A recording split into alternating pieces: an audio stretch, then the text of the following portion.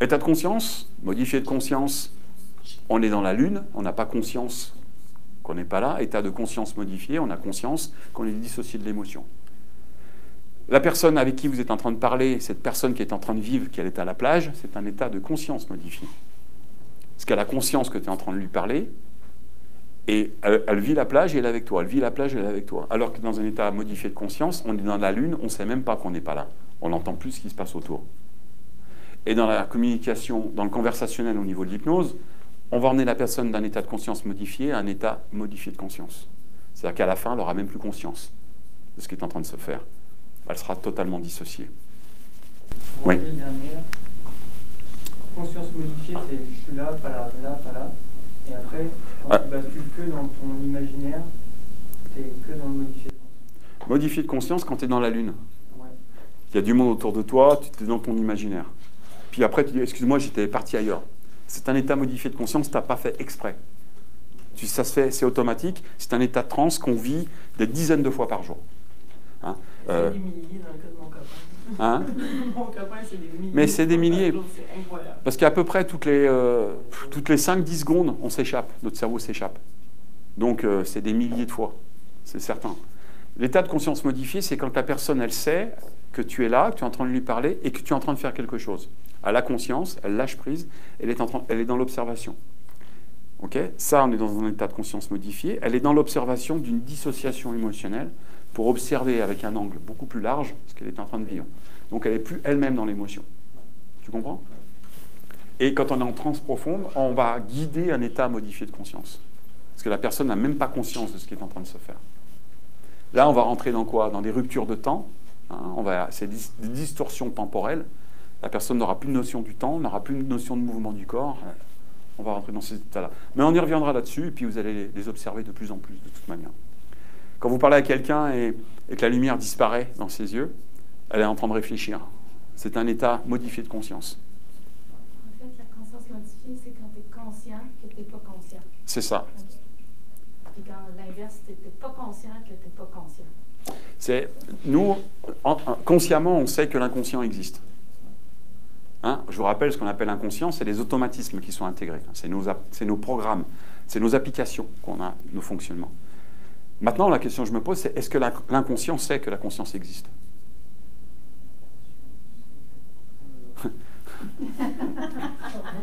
Cinq par une oreille, là. Non, ça c'est En fait, l'inconscient est lié à la conscience. Alors, est-ce que l'inconscient sait que la conscience existe? J'en sais rien. Parce que l'inconscient est dans un mécanique. Hein. C'est comme une grosse usine à gaz qui tourne 24 heures sur 24 avec des machines. Maintenant, est-ce que tout le monde sait qu'à un moment donné, on va changer une pièce dans cette machine? Je ne suis pas certain. On pense qu'il y a un entretien. Hein. L'entretien, c'est l'évolution de notre conscience qui va changer notre inconscient, nos fonctionnements et nos automatismes. Maintenant, est-ce que c'est important de savoir, est-ce que l'inconscient sait? Moi, je pense qu'il y a des parties inconscientes qui savent, qui vont traiter avec d'autres parties inconscientes. Mais est-ce que l'ensemble le sait? Je ne sais pas. On ne va pas rentrer dans une philosophie, là, dans des théorèmes de littérature ou de spiritualité, mais je pense que... Hein? Disons qu'ils ne s'arrêtent pas à des choses qui ne sont pas importantes. Ou il y a des parties de nous qui s'arrêtent à des choses qui ne sont pas importantes pour les trier, pour savoir si on va les faire monter plus dans la conscience ou pas. Mais ça fait souvent partie de notre structure profonde. Nos états émotionnels et suivant comment ces états émotionnels nous aident à avancer ou nous font reculer. On en revient exactement à ça. Hein, je vous rappelle, c'est nos structures profondes, hein, nos fondements primaires qu'on va retrouver. Et ce fondement primaire va remonter après dans un ressenti, dans une interprétation d'un ressenti et dans l'élocution verbale d'un ressenti qu'on veut transmettre à un autre. D'où les 4 langages que nous pouvons avoir à l'intérieur de nous, qui vont être gérés par des filtres, omission, généralisation, distorsion par rapport à notre histoire, nos croyances, nos valeurs, qui déterminent notre identité. Dites-moi si je vais trop vite.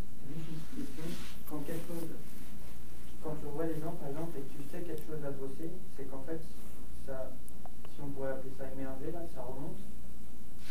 Quand tu as modifié, quand l'inconscient s'est mis à travailler, ça finit par... La perception nommée émotionnellement va être complètement différente. J'ai des clients qui viennent me voir la deuxième fois, ils ne savent même plus pourquoi ils sont venus me voir la première fois. Donc ça veut dire que le changement, en fait, il s'est fait et que la personne a monté un étage, elle a évolué, elle est déjà passée à autre chose. ça ne veut pas dire que c'est complètement intégré, le changement. Mais ce changement a une grande importance. Et ça démontre comment nous sommes l'être humain. Nous avons besoin d'objectifs. Cet objectif, si on n'a pas d'objectif dans la vie, on ne peut pas avancer. Non seulement on n'avance pas, mais on ne fait pas avancer les autres. Avant-hier, sur Instagram, j'ai mis une petite vidéo d'1 minute, là, ou 1 minute 30, je ne sais pas. Je dis, si vous vous levez le matin et que vous n'avez pas de défi, restez couché, ça fera gagner du temps aux autres. C'est une métaphore. C'est une métaphore, ça ne veut pas dire ce matin, ça veut dire dans la vie, si vous n'avez rien à faire, vous n'avez pas d'objectif, pas d'envie, ce n'est pas la peine d'aller empoisonner les autres, vous allez les retenir. Parce que le cerveau, il a besoin de quoi? Il a besoin de défis, d'objectifs sans cesse. Ces défis, ces objectifs sont peut-être hors d'une zone de confort. Et l'être humain a peur de sortir de sa zone de confort, parce qu'il a peur d'un danger.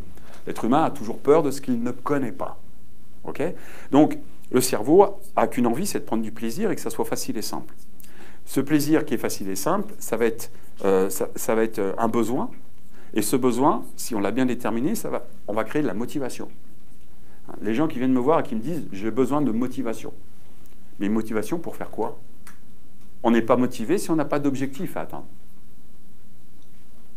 On ne sait pas pourquoi on se lève. Être motivé, pourquoi faire?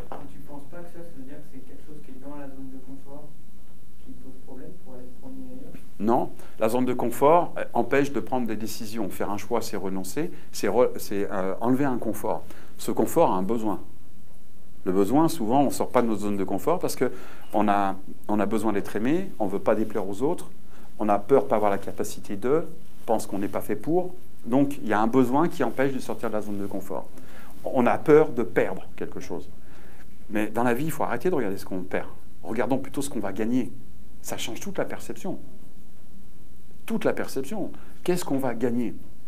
Moi, je pense à ce que j'ai fait avec Jeff. Placer 500, 800 $, 1000 $ sur Facebook, on en parlait hier. Au début, tu dis, c'est des gros budgets, quoi. Maintenant, il faut regarder ce que tu vas gagner. Alors, au début, tu ne gagnes pas, c'est clair. Mais c'est peut-être sur du long terme, peut-être que tu te fais voir un moment, il y aura toujours quelque chose. Mais si tu n'investis pas, de toute façon, tu n'auras rien. Investir, c'est apprendre à perdre pour pouvoir gagner derrière. Donc, le but, c'est un objectif. Je mets 1000 $ sur Facebook, c'est 1000 $ perdus. C'est un objectif. Non, mais si tu pars dans cette idée-là, quand on annonce qu'il faut mettre de la pub, parce que c'est de l'argent, quoi. On galère pour gagner cet argent-là. Mais on regarde quoi? On regarde ce qu'on perd, mais on ne regarde pas ce qu'on va gagner derrière. C'est ça. Donc, l'intérêt, c'est de définir un objectif. Cet objectif qu'on veut faire, c'est quoi? C'est développer. Et développer, il y a des sous-objectifs pour ça. C'est de la publicité, c'est des rencontres, c'est énormément de choses. Donc, on va défaire ces sous-objectifs pour se rendre compte que l'objectif qu'on va atteindre est réalisable, mais il va falloir s'engager. Et s'engager, c'est quoi? C'est sortir de sa zone de confort. Okay? Le changement ne se fait que dans le mouvement. Tant qu'on est en sécurité, on ne va pas changer, il n'y a aucune raison. Et même si on n'est pas bien dans cette zone de confort, on est inconfortable dans cette zone de confort, mais elle nous apporte plus que si on était sorti de cette zone de confort. Ça, c'est notre perception. Maintenant, on a défini un objectif. OK? On définit l'objectif. On va se lancer sur cet objectif-là. Petit à petit, on va y travailler, on va commencer à creuser, on va y réfléchir. Mais si on n'a rien derrière, qu'est-ce qui va se passer? Vous avez déjà lu des bons livres? Un bon bouquin, là, vous êtes plongé dedans, vous le dévorez, ce livre. Ça vous est déjà arrivé? Pas qu'avec des images, ou même avec des images, avec ça. Quand vous arrivez à la fin du livre, vous faites quoi? Vous allez le finir, il vous reste 30 pages. Vous avez adoré, vous êtes plongé depuis quelques jours là-dedans, vous êtes en train de vivre cette histoire. Qu'est-ce que vous faites quand vous arrivez à la fin? On ralentit la lecture parce qu'on n'a pas envie d'en sortir. On ralentit parce qu'on n'a pas envie d'en sortir. Et s'il y a un deuxième tome, vous faites quoi? C'est pareil dans la vie. Quand on a un objectif, si on n'a rien derrière, on va ralentir pour l'atteindre. On va ralentir. Parce que derrière, on ne sait pas où aller. Et notre cerveau, il va se trouver en danger. Parce que derrière, il ne sait pas où il va. Il y a un vide qui s'est installé. Donc quand vous avez un objectif, créez un deuxième objectif. Mettez-le là, juste après. Et vous allez vous rendre compte que plus vous allez approcher, plus l'objectif est quasiment terminé, vous l'avez déjà mis de côté, vous êtes déjà en train de regarder l'autre. Et là, votre objectif, il va se terminer tout seul. Et il sera terminé, vous n'aurez pas conscience que vous êtes complètement focalisé sur l'autre objectif. Victoria?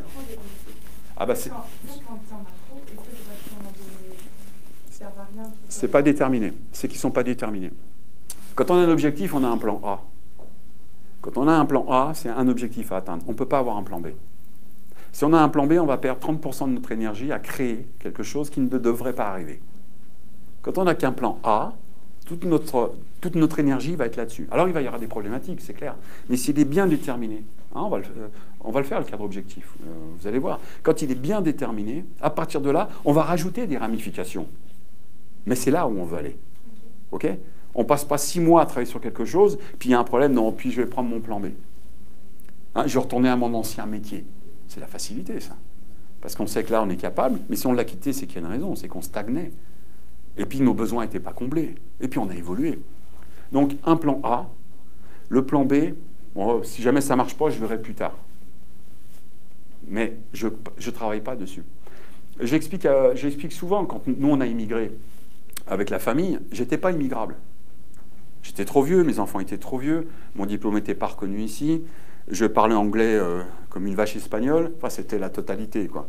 Donc j'étais pas immigrable, ils nous ont convoqués pour faire un entretien pour essayer de nous faire gagner des points. Et je crois que ce qui a basculé, c'est quand il m'a dit c'est quoi le plan B? Je me suis retrouvé figé, je suis quel plan B? Pour moi, il n'y avait pas de doute, quoi. Il n'y avait absolument aucun doute. Je dis c'est pas possible, il n'y a pas de plan B. J'ai même pas pensé. Je ne peux pas penser une seule seconde que ça ne fonctionne pas. Et je crois que cette intention-là, je pense que ça a aidé à faire basculer la machine. J'aurais dit, s'il n'y a pas un plan B, on va rester, puis on réussira dans quelques années. On n'est pas prêt. Ils sentent qu'en fait... T'y crois ou t'y crois pas? Ouais, on n'a pas tout mis. Et dans un projet, il faut tout mettre. On a le droit de pas aller bien. On a le droit d'avoir des journées où on est en bas. Et c'est nécessaire. C'est nécessaire parce que ça va nous permettre de reposer, reprendre le pour et le contre, et puis de se dire aujourd'hui je ne vais pas, demain ça ira mieux. Hier ça allait, aujourd'hui ça ne va pas. Ça permet aussi, c'est une alerte du corps souvent ça, et de la réflexion. Tu es en train de te noyer, prends un peu de recul. Autorise-toi à ne rien faire aujourd'hui. Ne rien faire n'existe pas. C'est s'autoriser à s'éloigner, à ne pas avoir la tête dans le guidon, et puis de réfléchir un petit peu autrement. Tiens, il y a d'autres possibilités. Ça permet à notre cerveau de défragmenter, de pouvoir intégrer. Ça aide après pour apprendre plus rapidement. Mais un plan B nous tire notre regard ailleurs. Et tout ce temps-là, il est perdu. Donc dans l'objectif, il est là. Et quand la personne vient me voir, je rebondis juste sur tout ça pour te répondre à ta question. Tu vois, ça va vite avec moi. La personne, elle vient à la deuxième consultation, elle a déjà oublié pourquoi elle était venue, parce qu'elle a un nouveau plan.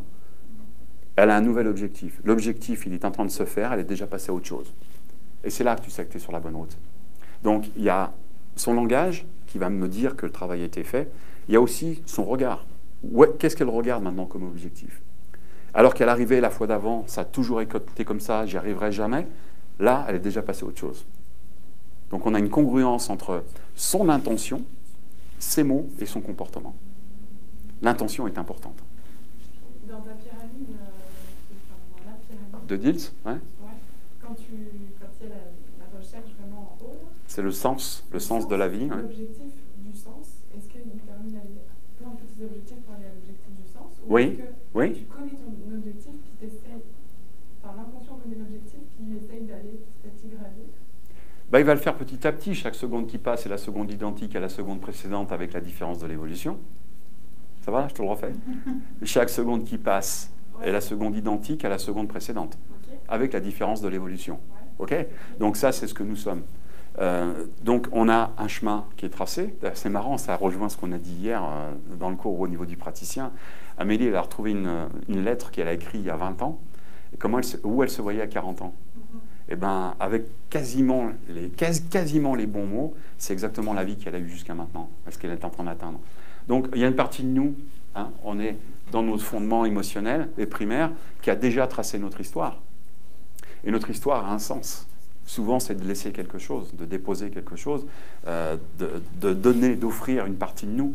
On regarde les milléniums aujourd'hui, tout ce qu'ils vont faire, il y a un sens.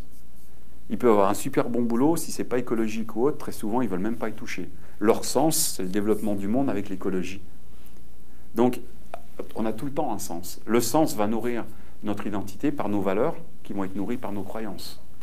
Donc, on a toujours quelque chose, il y a toujours un sens derrière tout ça. Mais ce sens va évoluer avec notre maturité. Hein, on n'est pas les mêmes aujourd'hui que ce qu'on était il y a 10 ans. C'est la maturité qui va définir le sens. Et plus on va avancer, plus il va y avoir un sens. Et à un moment donné, on n'aura plus besoin d'avoir de sens. Parce que nous-mêmes serons le sens qu'on est en train de représenter. Et souvent, ce sens-là, eh ben, ça devient du mentor. Ouais, c'est les sages. C'est la sagesse, le mentorat. Ok. Okay. Alors, on a le mentorat professionnel, technique, puis on va avoir le mentorat qui va plus être spirituel, mais j'ai horreur de ce mot spirituel parce qu'il nous ramène à la religion, mais je dirais plutôt au développement de ce que nous sommes. Sans jugement, juste à percevoir et qu'est-ce qu'on peut apporter.